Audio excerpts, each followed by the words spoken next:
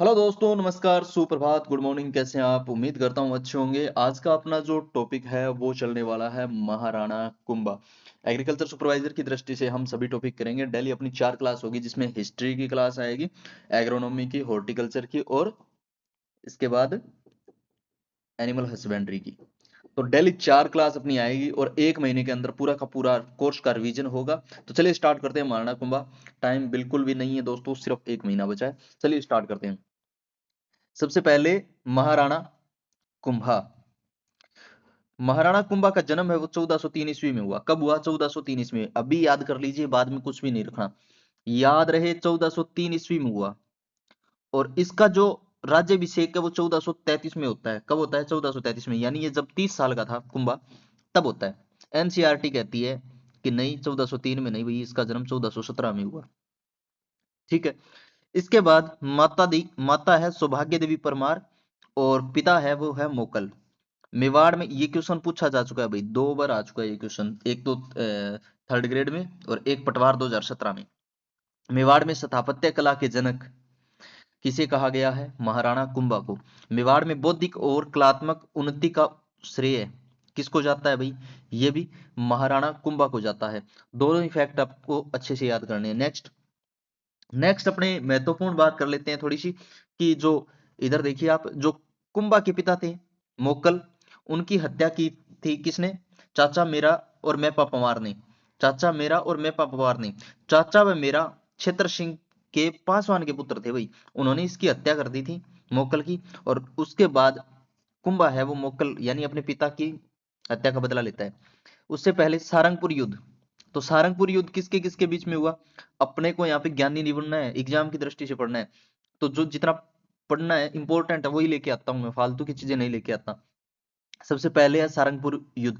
तो याद रहे, सारंगपुर युद्ध हुआ था भाई महाराणा कुंभा और मोहम्मद खिलजी फर्स्ट, ये मालवा का क्या है?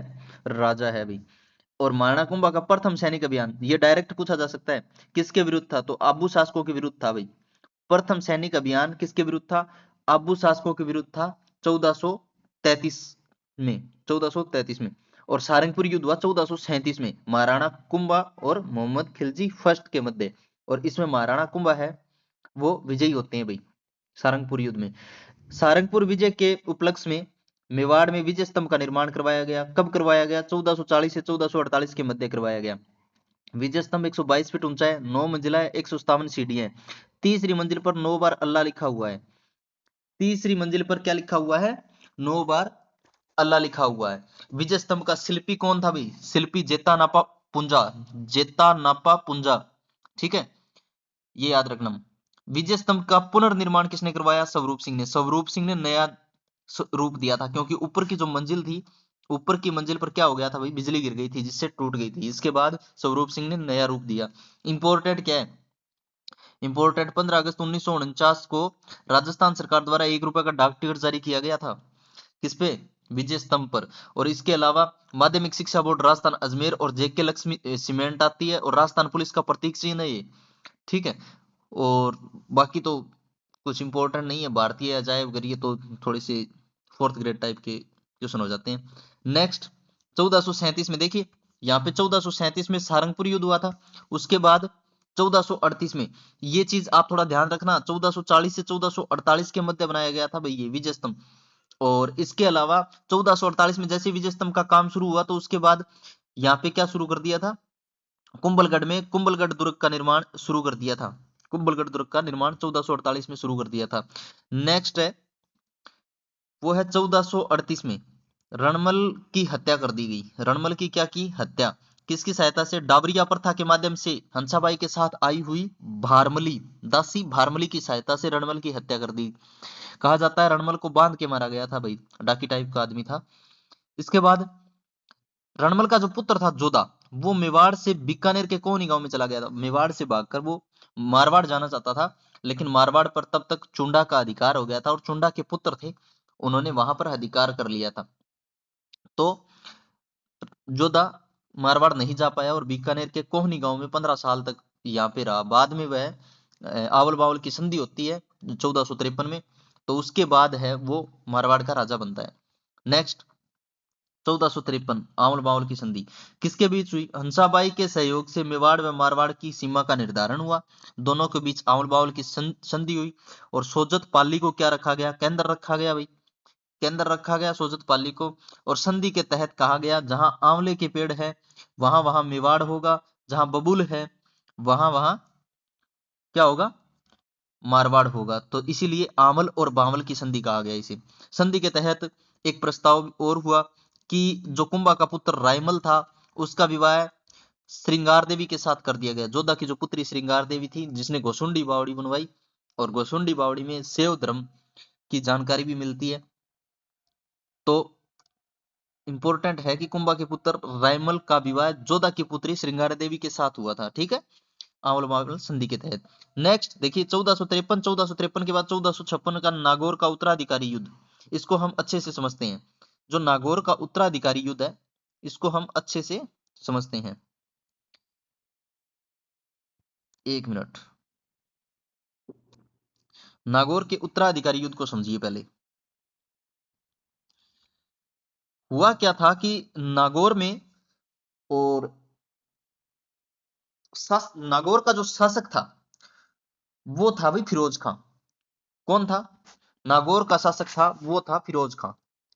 और फिरोज खां की क्या हो गई थी? मृत्यु हो गई थी। और फिरोज खां के दो पुत्र थे, दो पुत्र थे फिरोज खां के। और एक तो था शम्स खां, एक था शम्स खां, और दूसरा पुत्र था वो था मुजाहिद खां। कौन था? मुजाहिद खां। थोड़ा सा समझने की कोशिश करना, मैं इसकी अच्छे से पीडीएफ नहीं बना पाया था, अभी मैं समझा देता हूं। ये जो शम्स खां है ना, हालांकि मुजाहिद खां छोटा है शम्स खां बड़ा है, तो राजा कौन बनना चाहिए मृत्यु के बाद? तो फिरोज खां की मृत्यु के बाद शम्स खां राजा बनना चाहिए, लेकिन मुजाहिद खां कहां चला गया? मुजाहिद खां चला गया था गुजरात के शासक कुतुबुद्दीन शाह के पास। किसके पास?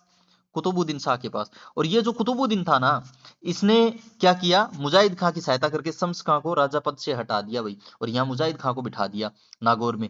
अब शम्स खां कहा जाता है? शम्स खां जाता है कुंभा के पास, और कुंभा वापस आकर मुजाहिद खां को हटा के शम्स खां को राजा बना देता है, लेकिन कहता है कि नागौर के अंदर तुम कुछ भी निर्माण नहीं करवाएगा। लेकिन शम्स खां क्या कर लेता है? निर्माण करवा देता है। और इसी से नाराज होकर कुंभा शम्स खां पर क्या कर देता है? आक्रमण कर देता है। क्या कर देता है दोस्तों? आक्रमण कर देता है। चलिए नेक्स्ट हम पढ़ते हैं नागौर का उत्तराधिकारी युद्ध 1456 में। नागौर का जो उत्तराधिकारी युद्ध है वो कब हुआ? 1456 में कुंभा और शम्स खां के बीच हुआ। और शम्स खां की सहायता करने के लिए कुतुबुद्दीन शाह भी आया था भाई, ये दोनों तरफ आया था भाई, याद रहे आपको, यहाँ कुतुबुद्दीन शाह भी आया था। कुंभा विजयी होता है और नागौर की मस्जिद को जला देता है। ठीक है, इसके बाद नेक्स्ट नेक्स्ट है इसके बाद अपना चंपानेर की संधि। देखिए इधर देखिए, 1456 में नागौर का उत्तराधिकारी युद्ध में भाग लेता है कुंभा। इसके बाद चंपानेर की संधि होती है 1456 में। मालवा शासक मोहम्मद खिलजी प्रथम है, ये कहता है किससे? कुतुबुद्दीन शाह, गुजरात के शासक कुतुबुद्दीन शाह को, कि हम दोनों मिलकर कुंभा पर आक्रमण करते हैं और कुंभा को विजयी करते हैं, और कुंभा मेवाड़ को अपने क्या दोनों आपस में बांट लेंगे। ठीक है, ये इनके बीच संधि होती है। लेकिन इसके बाद संधि को क्या करता है? बदनौर का युद्ध होता है। बदनौर का युद्ध होता है 1457 में, और ये संधि विफल कर देता है। कौन कर देता है?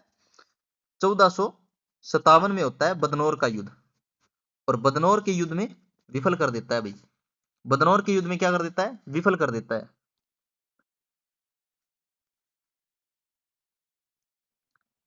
कब होता है? 1457 में। 1457 में होता है बदनौर युद्ध। और बदनौर युद्ध में क्या करता है? कुंभा है इन दोनों को हरा देता है, और वहां पे कुशाल माता का मंदिर कुंभा बनवाता है। इसके बाद नेक्स्ट अपने पढ़ते हैं कुंभा की उपाधियां। क्या पढ़ते हैं? कुंभा की उपाधियां। क्वेश्चन यहां से बनेगा भाई, क्वेश्चन इंपॉर्टेंट है, यहां से बनेगा। पहला तो है हिंदू सुल्तान। देखिए हिंदू सुल्तान कहा जाता है, कुंभा को हिंदू सुल्तान कहा जाता है।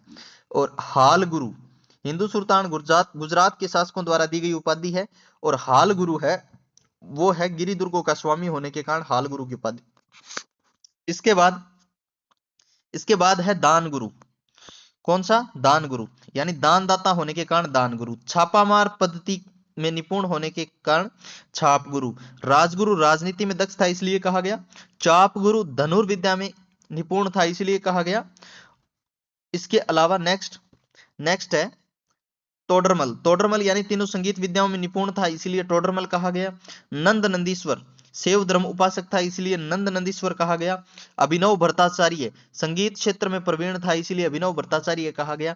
और अन्य इसकी उपाधियां हैं वो है वीणा वादक, नाटक राजकर्ता, राय रायण और प्रज्ञापालक। ये इसकी अन्य उपाधियां हैं। नेक्स्ट उपाधियों में बात करें हम, नेक्स्ट रचनाओं की बात कर लेते हैं। इसका जो संगीत गुरु था वो था सारंग व्यास। कौन था संगीत गुरु? संगीत गुरु था वो सारंग व्यास था। ये संगीत गुरु है सारंग व्यास। चित्रकला गुरु हीरानंद जिन्होंने सुपासने चित्रम मोकल के काल में लिखा था। मोकल के काल में चित्रित ग्रंथ है वो, तो मोकल के काल में चित्रित किया था, जो राजस्थानी चित्रकला का सबसे बड़ा ग्रंथ माना जाता है। इसके अलावा नेक्स्ट है दरबारी कवि कान्हा व्यास। तो कान्हा व्यास की बात करें तो कान्हा व्यास ने एकलिंग महात्म्य की रचना की, और जिसका प्रथम भाग राजवर्णन है वो समय किसने लिखा? कुंभा ने लिखा। नेक्स्ट महाराणा कुंभा द्वारा रचित ग्रंथ की बात कर लेते हैं। तो महाराणा कुंभा द्वारा रचित ग्रंथ है वो है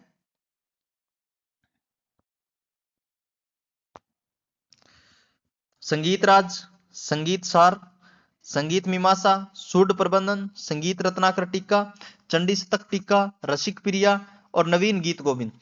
ये जो है ये सभी है महाराणा कुंभा के रचित ग्रंथ।